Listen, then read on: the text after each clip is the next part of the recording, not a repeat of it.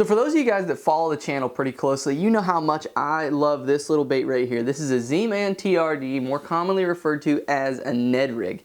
But if there's one problem with this, and if you've thrown it, you already know, this little baby tends to get lodged in rock like no other bait out there. When you're throwing it on a traditional TRD head or a Ned rig head or any kind of ball head, jig head, dude, it gets lodged in rock so good. And on this channel, we've had other videos where I talk about other jig heads you can use to keep it out of there, like the Ned EWG. That's one hook that really does a good job at keeping it out of there. But today I want to talk about a rig that's kind of unlike any other when it comes to fishing a Ned rig, and it's one of those rigs that just kind of flows under the radar, but it's going to keep you from getting stuck on a Ned rig 10 times easier than you will on a jig head. It's going to be one of those baits that just goes through rock and allows you to get more bites because you're not getting hung up. And that rig is the Tiny Childers rig. So the problem with trying to rig a Ned rig a lot of times is because it's so small, there's only so many options you can have with it. There's just not a lot of hooks that fit it super well unless they're directly designed for it. And then you have to pick out the right finesse hook for that. Well, the good news is this one's really, really easy to rig, and you can throw it on the same gear that you were throwing every other jig head you had on there on. So you can just keep putting it in the same places, and where this is going to shine is anywhere there's chunk rock, boulders, anything you're basically getting hung up on, because it's going to make this bait virtually weedless. And the first thing that you're going to need is a little Z-Man Nico rig weight. And the reason that I like the Z-Man one is because it's directly made for ElaZtech. It has a long wire with a nice plastic keeper on there, so it actually goes into the bait super, super easy. And you can pick either side, but you want to thread it straight into the bottom of your Ned rig. Nico rig gets flush with it, just like that. So now that that's flush with that, we're good to go. And all you need is a 1/0 Nico hook for this. So I have this little 1/0 Nico hook right here. And then all you really have to do is come straight in from the top of the TRD to the bend of your hook, just like you normally would. Bring it out, come down, and then basically just Texpose that hook just like so. Almost like you're using it like a flipping bait, but the beauty is you have the weight in the bottom. And so when that bait falls down, it's just gonna come down, hit the bottom, and because that ElaZtech is floating, it's actually gonna keep that bait kind of straight up and down. So then when you hop it, instead of your pivot point being down at the bottom where it's dragging it into cover, now your pivot point's going to be straight up at the top, so it's going to pick it up out of the cover and let it fall back down in. And so it's going to hop a little bit that way. And even if you're dragging it, it's going to be dragging along the bottom, and your lines tie is going to be up here, so your line's not getting nicked. It's pulling it out of any kind of cover. And because your hook is actually in the bait, if there's any wood or any sticks or anything down there, it's going to be weedless coming through all of that. And then the even better part is when those fish do eat it, so say they come up and eat it, your bait doesn't have to turn in that fish's mouth. The hook is already straight up pointing into the roof of that fish's mouth, so when you set the hook, it's just going to go right into the roof of that fish's mouth. And so honestly, there's really no downside to throwing it this way. Because Z-Man makes a bunch of different size Nico weights that go in the bottom of there, you can basically do the exact same thing that you did with a Ned rig head, but with this rig. And it just allows you to be so much more efficient when you're fishing around all of these different places, because we know when you're fishing up shallow, those fish want to be around some kind of cover.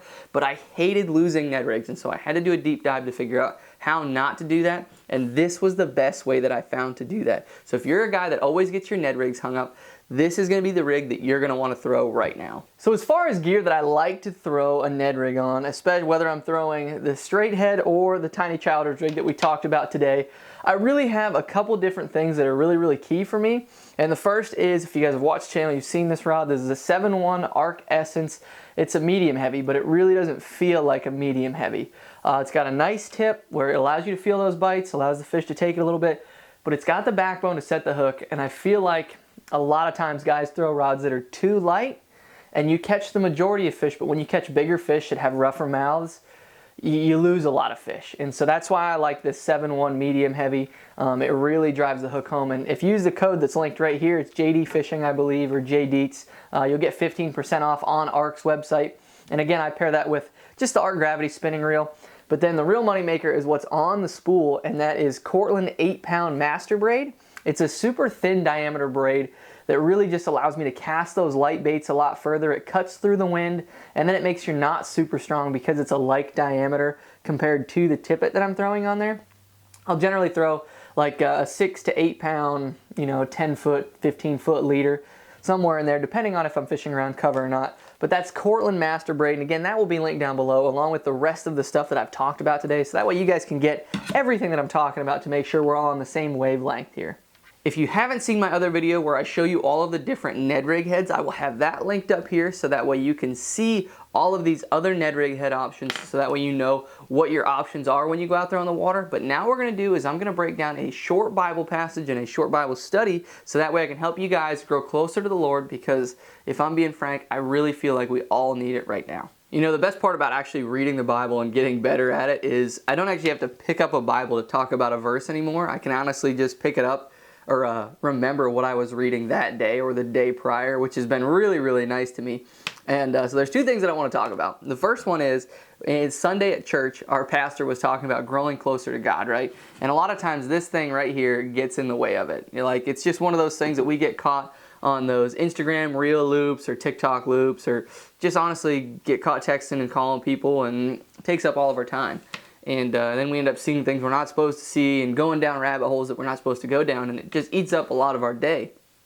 Well, one of the things that he talked about along those lines was getting off the grid. And he goes, I'm so tired of all of you country people saying, I find God in nature. He's like, I worship God outside. And he goes, no, you don't.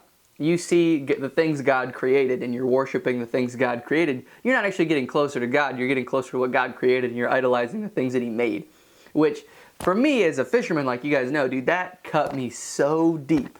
Like, that sliced me right open to the point where I was like, no! Like, that was the one excuse I always had, right? I was like, oh, I find God in nature. No, you don't. You find the things God created in nature. He said the only way to get closer to God is by reading the actual words of the Lord in the Bible. So this is your cue. If you're using the same excuses that I did, pick up your Bible today and start diving into it, because that's the only way we're actually going to get closer to God. And man, that was a hard pill to swallow. The other thing that I want to talk about is I'm in the book of Acts right now, and one of my favorite parts is when you're reading about the apostles' journey is every time the apostles are confronted by all of the religious leaders, the thing that always happens is they try to strike them down, right? They don't like that they're preaching the word of the Lord, and they always have to stand up for themselves in front of panels of religious leaders. And they always say something miraculous or something super inspiring about how they need to trust the word of the Lord more than the word of the people. And what it always comes back to is the religious leaders being so amazed that these are just ordinary men.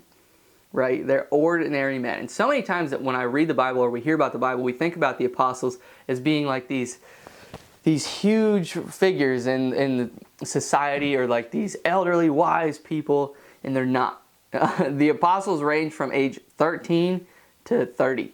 Like, they weren't even, by our standards, like middle-aged men. They were literally 13-year-olds, like 13 to 30. They were literally young adults. They were people that were kind of shunned from society because they were doing these odd jobs because they couldn't cut it, or they didn't have the money to go to college or go study the word with other religious leaders. Like, they were ordinary people like you and me. They were just regular dudes, which is crazy to me to think about. So if you're ever in a position where you think, I'm not cut out for this, I'm not good enough, I was never born special, guess what? There was a 13-year-old that Jesus chose to be an apostle.